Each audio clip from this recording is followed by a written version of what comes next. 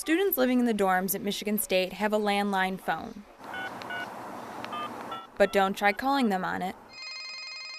It's probably not hooked up. I obviously see that it's there, but it's not something I've ever used. In fact, a vast majority never have.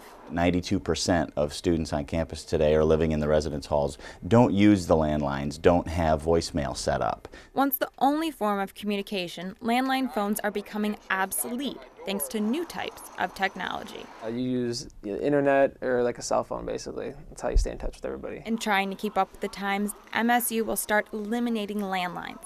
The first dorms to be affected, the Brody Complex, Mayo, and Holden. MSU will remove their landlines this summer. Michael Erlingus is a freshman at Holden and one of the many not using his landline. People don't really use them as far as I'm concerned, so I guess they don't need to be there, but as far as taking them out, I don't see what they're harming. Just down the hall from Michael, Brandon Smith is one of the few students who has his landline connected.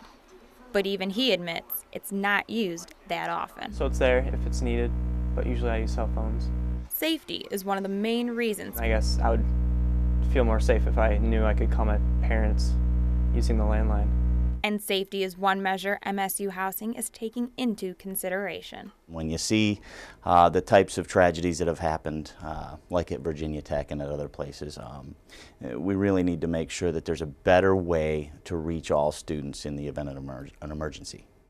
Emergency phones will be placed within the dormitories to ensure safety for the students, but their primary means of communication will be their cell phones. Besides safety, money is another factor with the landlines since it's included in housing fees. I don't really want to pay for something I'm not using. It's a waste of money to me. However, how much money the university or students will save by eliminating landlines is still unclear. And what about students who don't have a cell phone? They're going to be in trouble, I think, if you don't have a cell phone. It's because, you'll be in the minority nowadays, and it's probably going to be pretty unfair to them. Unfair to some, but hopefully safer and cheaper for all. For Focal Point, I'm Sarah Yeager.